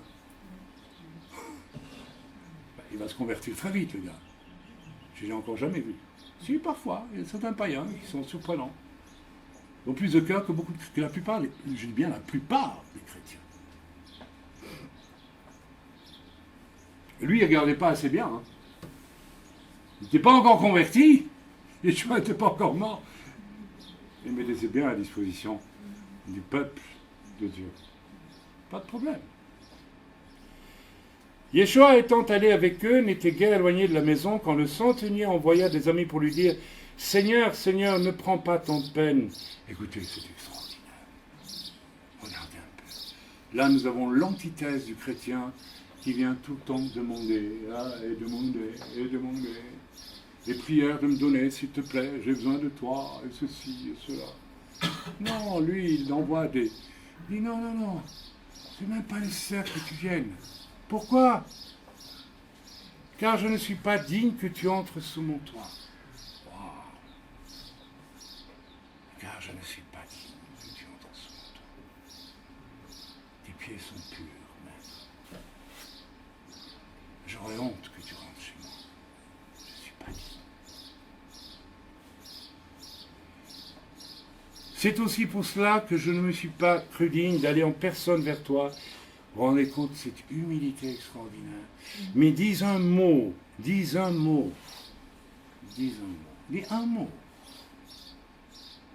Et mon serviteur sera guéri. Cet homme-là était baptisé de feu. Oui, chrétiens charismatiques, arrêtez avec vos idioties, je dis bien vos idioties. Ce Romain qui n'était pas encore converti avait une foi que les chrétiens n'ont pas aujourd'hui. Quelqu'un qui n'est pas d'accord avec ce que je dis, vous avez le droit de le dire. Hein. Vous levez la main, je ne suis pas d'accord, on en parle après. Car moi qui suis soumis à des supérieurs, j'ai des soldats sous mes ordres, je dis à l'un, va, et il va, à l'autre, viens, et il vient, et à mon serviteur, fais cela, et il le fait. Ça veut dire qu'il reconnaît l'autorité absolue de Yeshua. Il a déjà tout compris. Lorsque Jésus entendit ces paroles, il admira le centenier, et se tournant vers la foule qui le suivait, il dit: je vous le dis, même en Israël, je n'ai pas trouvé une aussi grande foi. Cet homme était baptisé de feu, mes amis. Ah oui, c'est pas un truc spectaculaire dans le réunion charismatique où on va hennir ou bien s'accrocher au plafond avec je ne sais quoi. C'est là que ça se passe. C'est quoi là? Là, ici. La caméra, elle ne voit pas. Je montre quoi là? C'est mon zébalé balai par ton cœur. C'est là que ça se passe. Amen. Ce qui est nécessaire ici, c'est la foi. La clé de la foi, c'est peut-être aussi le courage. En fait, nous disposons de toute la ressource nécessaire pour accomplir un travail pastoral digne de ce nom, car tout est prêt depuis la croix. Mais il faut avoir la foi. Et pour avoir la foi en ce que Jésus a fait, lui, il avait la foi avant que Jésus l'accomplisse. C'est-à-dire que, exactement comme les prophètes ont désiré voir ce qui allait s'accomplir, il avait le même esprit en lui, au fond de lui-même. C'est un païen. Ça, c'est pour nous aider un peu à sortir aussi des clivages, de certains clivages. Juifs, messianiques, chrétiens, etc. Moi, je préfère, vous savez, au fond de l'Afrique. Je suis allé un jour au Cameroun. Un pasteur m'a dit, il y a 4 personnes, dans un village très très très très loin, pas loin des Pygmées. Ils aimeraient tellement te voir, frère. 4 personnes. Et j'ai dit, on y va tout de suite. Parce que si 4 personnes demandent, c'est qu'elles ont la foi. Et vous savez ce qu'elles m'ont demandé? Elles avaient entendu parler d'un séminaire sur le couple. Vous vous rendez compte? Ils vivaient dans un village, tu connais les villages d'Afrique, mon frère. Et j'ai prêché le séminaire sur le couple pour 4 personnes. Et ils ont tout compris, parce que leur cœur était ouvert. Et ils ont pris. Et ils étaient tellement bénis que quand on est revenu, vous voyez, sur la route, on a été arrêtés. Parce qu'en Afrique, je ne sais pas comment ils font, peut-être le tam-tam, les gens savaient tout ce qui s'était passé là-bas. Ceux où on avait été étaient tellement heureux. Ils ont osé demander. Ils ont été assez fous, dire on va le faire monter de. C'était au Cameroun. C'était au Cameroun ou au Centrafrique, je ne sais plus. Enfin, c'était. On pourrait dire qu'ils sont gonflés quand même. Faire venir un serviteur qui a fait 700-800 km pour aller pour 4 personnes. Mais dès que je l'ai su, je dis mais non, ça on y va. C'est comme ça que Jésus faisait. Hein. Il ne courait pas les grandes audiences. Et sur le chemin du retour, j'ai vécu l'expérience la plus émouvante de ma vie. C'était les parents de ces gens-là qui m'ont arrêté. Il y avait une case avec un tout petit lopin de terre, avec du manioc, je ne sais plus trop quoi. Et ces gens-là, qu'est-ce qu'ils avaient? Je pense qu'ils avaient une chèvre, et ils avaient un coq et 4-5 poules. Et puis ils vivaient de la chasse dans la forêt. Pour eux, le coq, c'est important. Je ne sais pas où ils pouvaient aller pour en acheter un autre, peut-être faire 500 km pour aller à la ville. Et ils m'ont arrêté, ils m'ont dit, on vous offre notre coq. Ça s'appelait l'homme cop. C'est dans le langage du Cameroun, je pense, l'homme cop. Alors moi je ne voulais pas le prendre, parce que je dis non, ils n'ont que ça. Et le frère, il m'a dit, si, il faut que tu prennes, parce que ils sont heureux. Ils ont entendu ce que tu as apporté à... Mais, mes amis, vous comprenez. Écoutez, regardez comme c'est beau, comme c'est puissant. Je suis sûr que ces gens-là, tout au nord du pays, qui n'ont pas d'église, qui n'ont rien, je suis sûr qu'ils ont été prêchés, le séminaire sur le couple. Mais c'est extraordinaire. Il n'y a pas eu besoin d'installer une faculté de théologie là-bas avec 50 millions pendant des années pour enseigner, soi-disant, etc. Le cœur était prêt, Ils avaient la foi, ils étaient baptisés de feu, ces gens-là. Ces Africains, je ne sais même pas s'ils savaient lire, ces gens qui habitaient le village là-dessus. Mais le cœur était là. C'est la même chose, c'est le même cœur qui fait qu'un gitan, il n'y a pas de pasteur dans l'église. Il ne sait pas lire. Et Dieu lui dit, prends ta Bible et monte. Mais je ne sais pas lire, ne t'occupe pas. Alors il y avait 2 solutions. Il disait non, j'ai trop peur, je n'y fais pas, ou alors j'ai la foi. Il est monté, il ouvre sa Bible, il lit et il prêche. Il referme sa Bible, il ne sait plus lire. Ces gens-là, mes amis, ils sont passés par la croix. Ils sont de l'autre côté. Ils sont de l'autre côté de la vitre. Ils vivent dans le royaume de Dieu. Et c'est à ça que Dieu nous appelle. Ok? Mais, voilà. Qu'est-ce qui faisait la force de ce centenier? C'est peut-être aussi le courage. Il va dire, quand moi je donne un ordre aux hommes, ils obéissent. C'est un homme aussi. C'est pas... D'accord? Ce qui nous manque aujourd'hui, on en revient au message du départ, c'est des hommes, c'est des femmes qui veulent monter sur l'autel, qui veulent monter sur la croix. On a beaucoup d'hommes, beaucoup de femmes qui redescendent régulièrement de la croix pour faire des pauses, des pique-niques, des petites folies à gauche, à droite, des amusettes, on se détend. Ah, bien sûr qu'on peut se détendre, mais on ne peut jamais se détendre en oubliant la croix. Elle doit rester présente, omniprésente. Amen. Le centenier avait la foi. C'était un mensch, comme on dit en yiddish. Lui, il avait la foi. Il était même baptisé de feu, en réalité. Avant même que Yeshua. C'est pour ça que Yeshua a été émerveillé. Il a dit, mais même en Israël, je n'ai pas vu une foi pareille. Amen.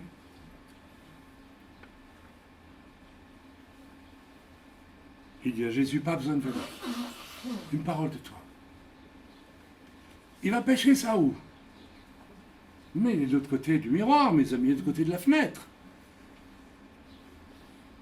Il sait que celui qui va monter sur la croix, tout ce qu'il fait s'accomplit. D'où vient de ce que Jésus, il n'y a pas eu un loupé dans son ministère. Trouvez-moi un loupé dans le ministère, il n'y en a pas. Parce que Jésus était sur la croix du début à la fin. La croix de Jésus, c'est pas le moment où Jésus est sur la croix. Ça, c'est si vous voulez, vous savez, au cinéma, souvent il y a une tension, et puis à la fin il y a l'image forte qui résume tout. Mais en fait, Yeshua, il était sur la croix du début à la fin.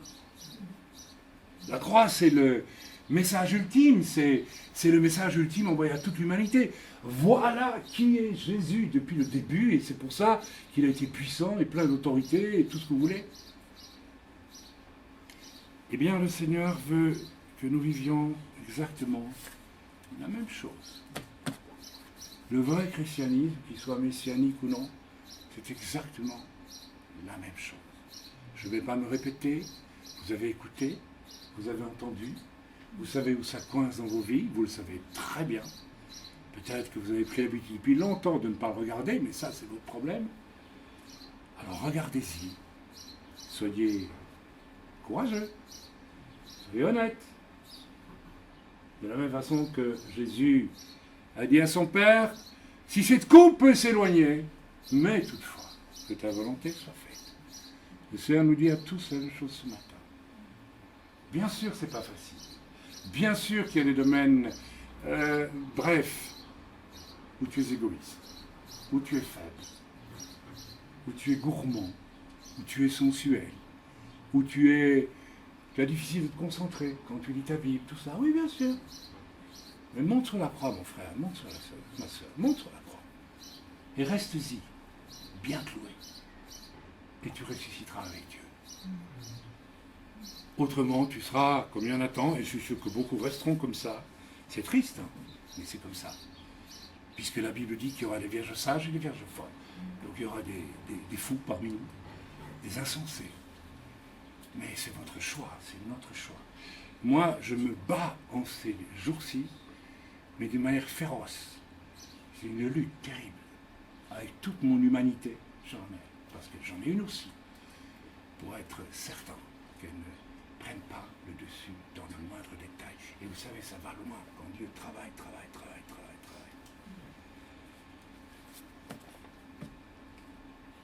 Il a donné témoignage hier, il est entré dans ce magasin.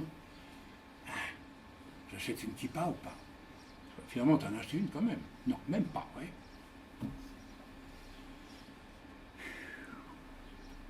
Vous savez, nous avons vécu par la foi, ma femme et moi, pendant des années, et on ne pensait même pas à acheter quoi que ce soit parce qu'on n'avait rien. On ne pouvait pas.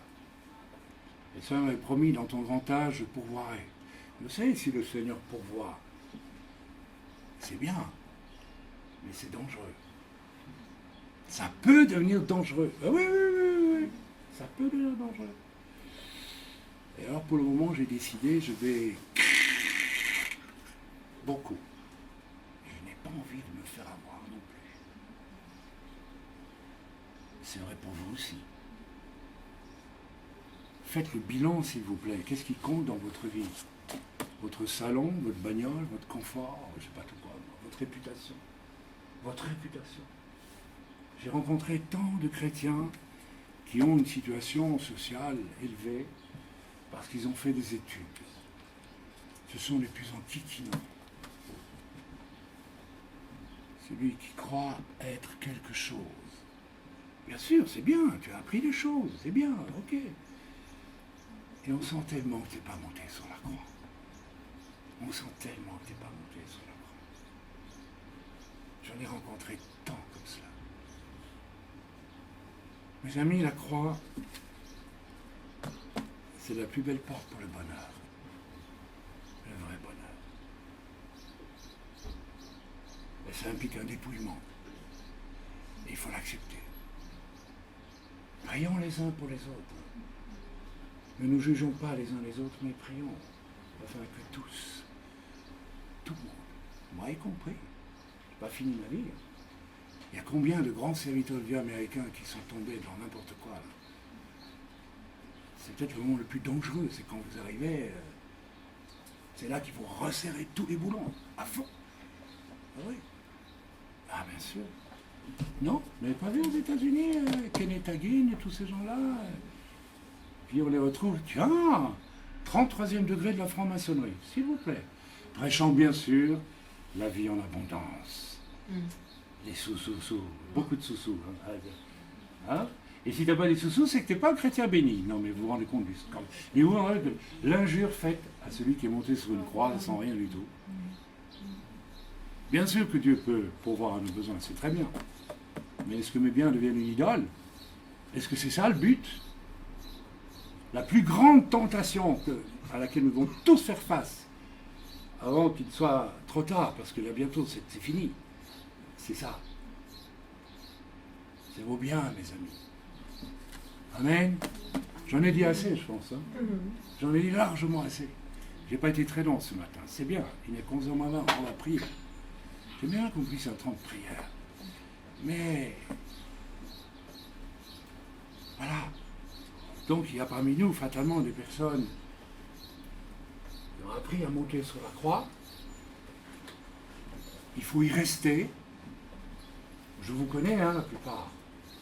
J'ai dû vous conduire pour la plupart à aller sur la croix, n'est-ce pas? Levez la main, les anciens. Yvka, levez la main, la première.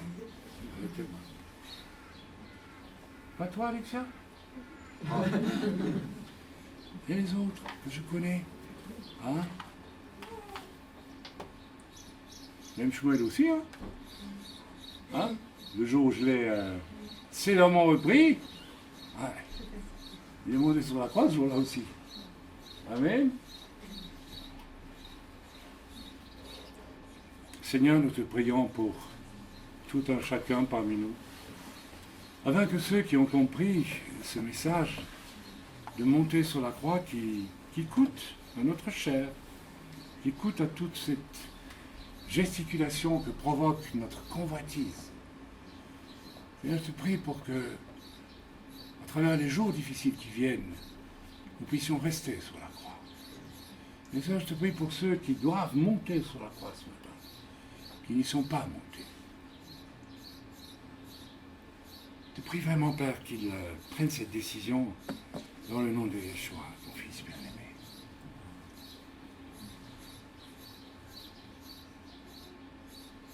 Alors vous pouvez prier. Mais Seigneur, nous te prions aussi afin que tu travailles le cœur de l'une ou l'autre personne parmi nous. Seigneur, parce que si souvent j'ai pratiqué le ministère pastoral avec les deux piliers et puis j'ai mis devant toi parce que personne ne semblait se lever pour le faire. Alors je te prie ce matin, Père, pour que tu touches maintenant le cœur de celui ou de ceux qui doivent se lever pour devenir pasteurs parmi nous, devenir soignants parmi nous. Seigneur, je sais que je ne vais pas disparaître physiquement de cette terre bientôt, mais je sais que tu m'appelles à de nouvelles tâches. Et tu veux toucher un ou plusieurs cœurs parmi nous pour assumer, Seigneur, un travail pastoral. Mais il faut pour ça que des vies montent sur l'autel. Et je sais que tu produiras ce qu'il faut produire en sagesse, en inspiration du Saint-Esprit, dans la vie de ceux qui montent sur l'autel, pour assurer ce travail.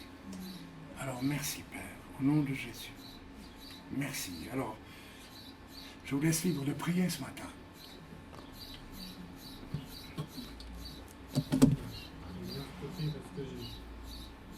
Parce que je ne suis pas monté sur la croix. Mais ce matin, je t'apporte la vie de tout mon cœur, Seigneur. Donc, tu es sûr que ça fonctionne? Nous allons lire à présent la parashat Tzav, qui va nous conduire exactement dans les mêmes... C'est sidérant de voir avec quelle insistance le Seigneur nous parle depuis 2 ans comme ça maintenant. Enfin, ça a quand même été pris en compte. Ça veut dire, vous savez, quand Dieu insiste à ce point, c'est qu'on arrive à des moments clés, et on nous l'a assez dit, on nous l'a prophétisé, on nous a prévenu. Hein, cette année est une année spéciale. Et puis, voilà. Il fallait donc que notre venue à Jérusalem ne soit pas une affaire de tourisme, mais bien une affaire de disponibilité pour se laisser interpeller. On va lire ensemble quelques versets de la parashat Tzav. Donc c'est dans Vaïkra, dans Lévitique, pour ceux qui ont nos Bibles. C'est le chapitre 6 de Lévitique. Et je vous conseille vivement, mais vivement, de lire, quand vous lisez dans le Tanakh, dans vos Bibles chrétiennes, de lire plutôt la traduction du Chumash, qui est quand même très différente de ce vous avez dans vos Bibles. C'est beaucoup, et puis de lire aussi le plus possible les commentaires. Il y a d'excellents commentaires qui vont automatiquement vous parler. On lit ensemble. Hachem parla à Moshe en disant « Ordonne à Aaron et à ses fils en disant « Voici la loi de l'offrande d'élévation. C'est l'offrande d'élévation qui reste sur la flamme de l'autel. » Ça nous dit aussi quelque chose. Une offrande d'élévation qui reste sur la flamme de l'autel toute la nuit. C'est-à-dire, voilà. Alors, j'espère que ça fait écho avec ce qu'on vient de dire là à l'instant. C'est pas une offrande et puis paf, on arrête, on fait autre chose. Non, elle reste toute la nuit, jusqu'au matin. Et le feu de l'autel, il brûlera continuellement. Et le feu de l'autel, il brûlera continuellement. C'est-à-dire qu'ils ont alimenté, alors que même l'offrande est déjà brûlée, mais c'était un ordre. Il fallait alimenter le feu continuellement. On ne descend pas de la croix pour prendre une pause sandwich. Que Dieu me pardonne de dire des choses comme celle-là. Une fois qu'on est sur la croix, on y reste. C'est pas facile, je sais, c'est pas toujours facile pour personne. Hein. Qu'est-ce que vous croyez? Même Pierre disait, je tiens mon corps en bride parce que je veux rester sur la croix. Paul plutôt, pardonnez-moi, Paul. Bien sûr, c'est pas facile. C'est pas facile pour moi non plus. Il y a des moments où, malgré que je sois monté sur la croix depuis autant d'années, il y a encore en moi la vieille nature qui aimerait, vous savez, se reposer un peu. Et parfois, c'est vrai qu'il faut prendre du repos, mais je prends du repos pour quoi faire? Pour prier bien, plus, ou bien pour, je sais pas quoi. Ok. Le Kohen revêtira sa tunique de lin ajustée. Ça, c'est une image de la sainteté, bien sûr, le lin. Hein? Okay. Il revêtira un caleçon de lin sur sa chair. Il prélèvera la cendre de ce que le feu aura consumé de l'offrande d'élévation sur l'autel et la mettra à côté de l'autel. Il retirera ses habits et revêtira d'autres vêtements, et il fera sortir la cendre vers l'extérieur du camp, vers un endroit pur. Et le feu qui est sous l'autel y brûlera. Il ne s'éteindra pas. Et le Kohen y fera brûler du bois chaque matin. Il y disposera donc le feu sur l'autel était permanent. Je crois que l'image est tellement claire qu'il n'y a pas besoin de la commenter. Il y disposera l'offrande d'élévation et il fera monter en fumée les graisses de l'offrande de paix. Alors c'est quand même extraordinaire. Il y a un serpent d'airain qui a été élevé un jour dans le désert, et il y a un certain Yeshua qui a été élevé sur une croix. Et après il parle d'une offrande de paix. Alors le rapport il est évident, bien sûr. Il n'y a pas de paix sans le sacrifice de Yeshua. Mais il n'y a pas de paix véritable pour un chrétien s'il ne monte pas sur la croix non plus. Allez, soyons honnêtes, soyons francs. Quand avons-nous la paix? Quand nous montons sur la croix avec le Seigneur. Hein, tu le sais, Anna. Je vois que tu dis oui. Quand nous prions, alors là, quand nous intercédons, quand nous sommes arrivés à vaincre tous nos petits désirs, et que nous y allons, quand nous ne savons pas que faire ni où aller, et que nous prions et que nous faisons confiance à Dieu parce que nous avons été baptisés d'un baptême de feu, c'est-à-dire de foi, c'est là qu'on est heureux. Les moments où j'étais heureux dans ma vie, c'est quand Dieu m'a dit, depuis la Belgique, toi tu vas aller t'installer dans le sud de la France. N'imaginez pas le bonheur spirituel. Malgré les combats, malgré les persécutions, malgré le paysan qui voulait me tuer à coups de pioche et toutes ces choses. Mais le bonheur spirituel, de faire la volonté de Dieu. Admirable, magnifique. Alors, 1, verset 1 à 2, il s'agit d'un sacrifice d'élévation, donc d'importance supérieure. Ça nous rappelle évidemment, n'est-ce pas, l'élévation du Yeshua sur la croix, qui est vraiment le sacrifice par excellence. Ok? Je ne vais pas être trop long. Il s'agit d'un sacrifice avec un feu continuel. Je vous l'ai dit ce matin, un pasteur vit, n'est pas à toi de faire ça. Un pasteur vit, tu n'es pas une adulte. Un pasteur vit sur l'autel, nous l'avons dit, constamment aussi. D'accord? Il n'y a pas de passivité. Il y a une activité permanente, il y a un sacrifice permanent. La passivité, ça n'existe pas. Certains hommes, certaines femmes, vous aimez la passivité. Vous êtes des paresseux. Vous êtes faibles. Vous aimez ça. Vous aimez vous endormir, loin des réalités. C'est une abomination. C'est une abomination. Vous croyez que moi je ne suis pas un rêveur? Vous croyez que moi j'aimerais pas... heureusement que j'ai les oiseaux sur ma terrasse. Hein. C'est la seule chose que Dieu agréable me donne. Mais nous l'avons dit au début de ce Pessah. L'apôtre Paul a dit, lorsque j'étais un enfant, je vivais, je pensais comme un enfant. Un enfant, ça rêve. Un enfant, c'est un peu fou, il faut le corriger, c'est pour ça qu'il faut le tenir. La folie est dans le cœur de l'enfant. Oui, oui, vos enfants, il y a la folie dans leur cœur. Si vous ne faites que les chouchouter, vous allez en faire des monstres. Vous devez les tenir. Mais Paul dit, maintenant que je suis un adulte, je fais mourir ce qui est de l'enfant en moi. Je fais mourir. Certains adultes continuent à vivre comme des enfants, toute leur vie. J'ai envie de dire, vous êtes des lâches. C'est tout. L'autre aspect, c'est les vêtements de lin, la sainteté. Nous avons parlé de la sainteté. C'est pas le caleçon de lin, c'est très parlant. Parce que le corps était en sueur, il fait chaud ici, vous voyez. Hein, et puis il y avait le feu de l'autel, tout ça. Ils devaient couvrir leur... Alors nous aussi, nous avons des fournaises du monde. Le lieu du sacrifice, là où les animaux étaient brûlés, vous savez, c'est aussi une image du monde qui est vaincu. Bien sûr, c'est évident. Nous aussi, nous sommes dans la fournaise du monde. Mais le Seigneur dit, mets les caleçons de lin sur toi. Préfère, choisis la pureté, la sainteté. Il faut prendre certaines décisions.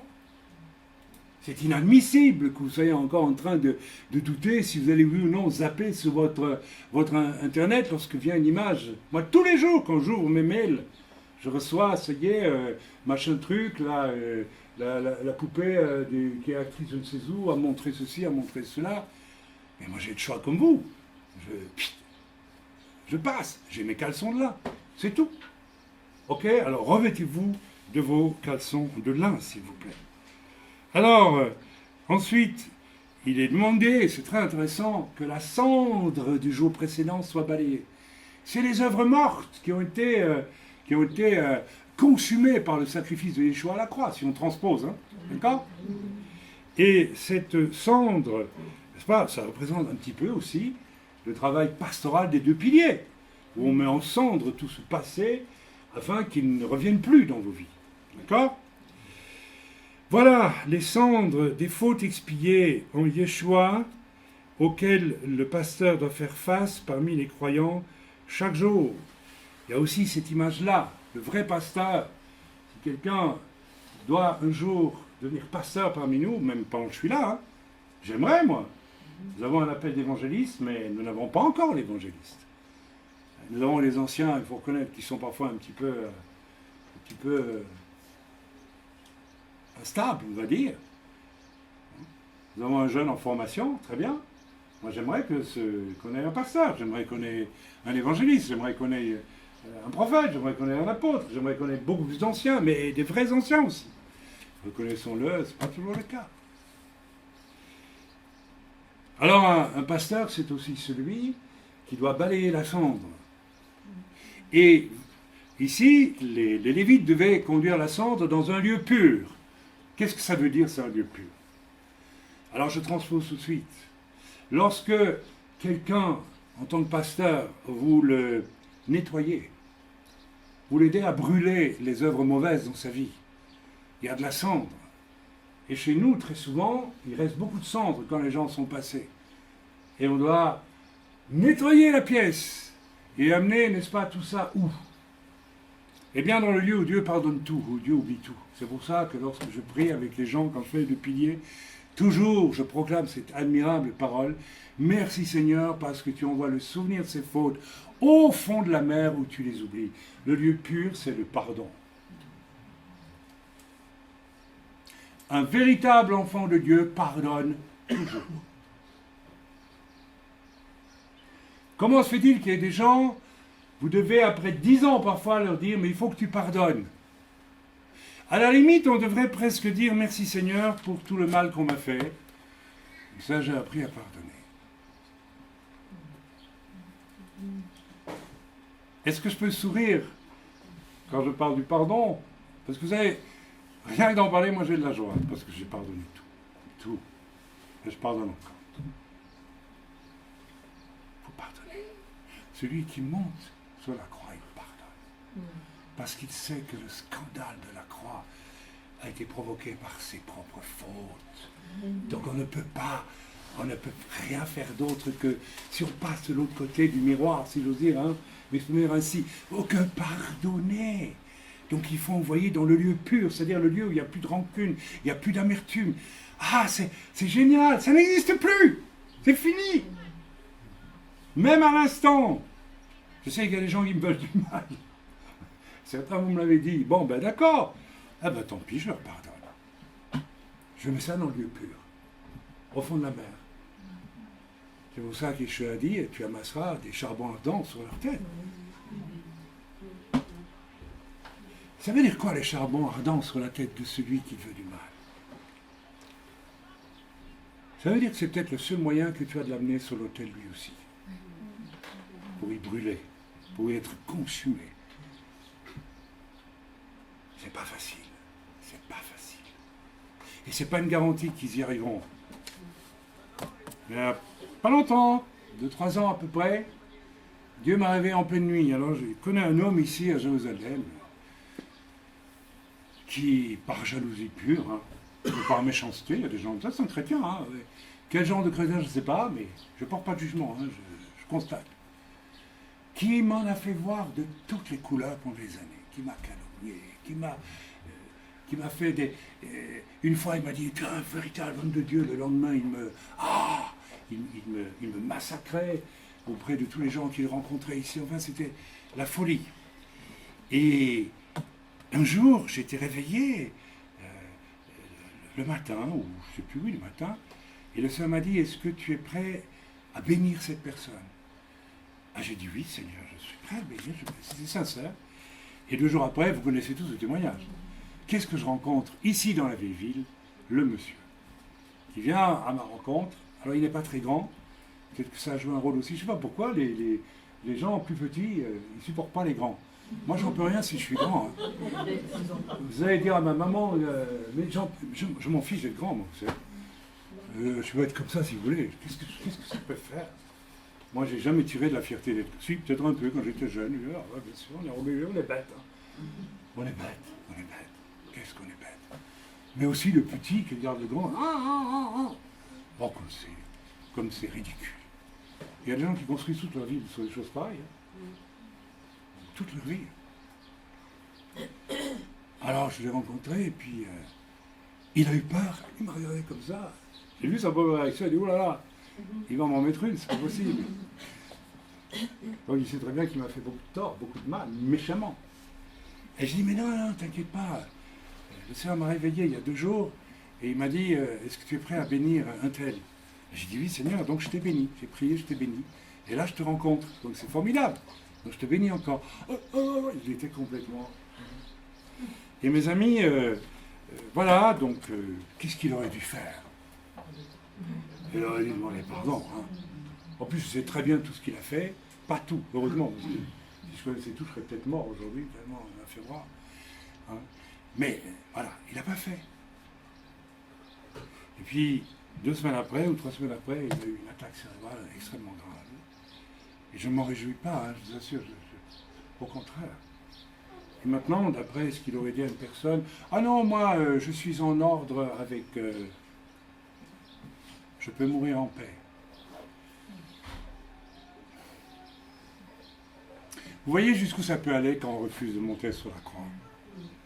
La jalousie entre croyants, ça c'est le fait de gens qui ne sont jamais montés sur la croix. La jalousie est une chose que j'ai connue peut-être 5 minutes au début de ma conversion, lorsque j'étais dans une file lors d'un appel. En 5 minutes, le Seigneur a massacré cette horreur dans mon cœur. Parce que ça n'a pas de place. Ça n'a pas de place. Quel est le disciple qui était peut-être jaloux des autres ou de Jésus, à votre avis? Judas. Judas n'a jamais voulu de la croix. Il voulait un Christ au rabais. Il voulait un Messie au rabais dans lequel il aurait une place. Vous voyez ce que je veux dire? Il y en a plein. Je connais beaucoup de chrétiens comme ça. C'est même un virus qui infecte l'âme de beaucoup de serviteurs aujourd'hui. Mes amis, je n'ai qu'un souci et je bénis le Seigneur de me l'avoir donné.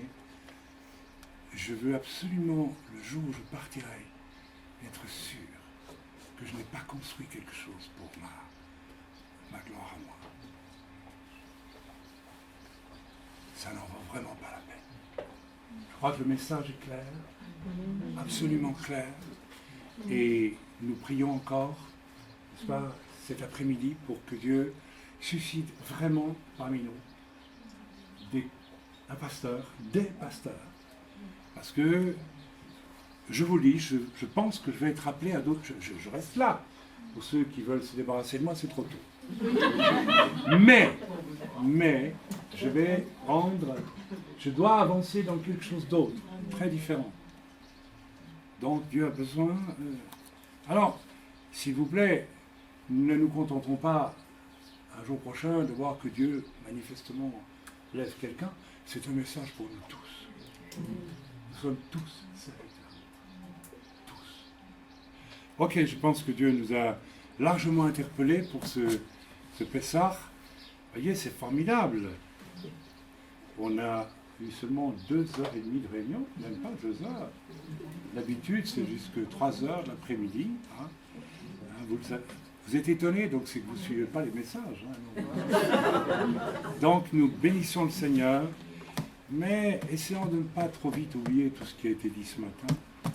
Et puis utilisons-le, s'il vous plaît. Amen. Qu'est-ce qui a été interpellé ce matin?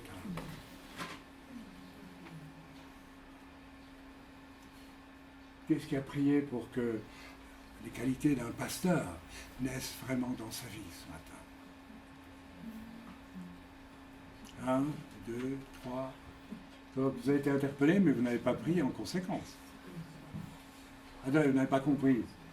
C'est pour tout le monde le message. Quels sont ceux qui ont prié par rapport à l'interpellation? Bien, on laissera le Seigneur agir maintenant. Mais voilà, donc il faut être intelligent aussi. Ça veut dire que Dieu veut vraiment... Alors messieurs, on vous attend. Hein. Et oh les hommes là, moi je vous attends. Hein, je vous attends. Et dites-vous aussi quand même une chose, quelque part, on n'est jamais mieux servi que par soi-même, d'une certaine façon. Vous voyez ce que je veux dire? N'attendez pas trop des autres. Posez-vous la question, est-ce que moi je peux apporter quelque chose? Je pense que ce n'est pas de l'orgueil, ce n'est pas de l'indépendance, mais je pense que Dieu veut que nous ayons une certaine audace. Une audace sainte. Il n'y a pas de... Je n'ai jamais fait l'école biblique, le Seigneur ne me l'a pas permis. Et je bénis le Seigneur dans un certain sens. Parce que je pense que pour certains, c'est une façon de... Ce que Dieu veut, c'est ton cœur. Ce que Dieu veut, c'est ta personne. C'est toi qui veux, Seigneur. C'est pas ton étiquette, c'est pas ta connaissance, c'est toi. C'est toi qui veux. C'est toute ta vie qu'il veut, Seigneur. Toute ta vie. Tout est bien, toute ta personne, toute ta vie, tout ton temps, c'est tout qu'il veut. Amen. Amen. On ne peut pas dire plus. Hein. Bien, on va s'arrêter là. Et puis, vous voyez qu'une fois encore, la page A a confirmé pleinement, et pleinement. Relisez-la. D'ailleurs, écoutez, j'ai oublié de vous lire un commentaire, je vais vous lire quand même, parce que c'est intéressant. Le prélèvement de la cendre et le feu de l'autel. Au temple, le premier service de la journée est le prélèvement de la cendre, consistant à retirer de l'autel une partie des cendres de la veille, voire plus bas, puis à mettre 2 bûches de bois sur le foyer principal de l'autel. En outre, c'est un commandement positif de veiller à ce que les feux de l'autel restent allumés en permanence. Et la Torah souligne l'interdiction d'éteindre ce feu ou de le laisser se consumer. C'est clair. On ne descend pas de la croix pour manger un sandwich ou pour aller satisfaire je ne sais quel caprice. Le feu reste allumé en permanence. Et même si Dieu ne m'utilise pas, le feu est quand même là, allumé en permanence.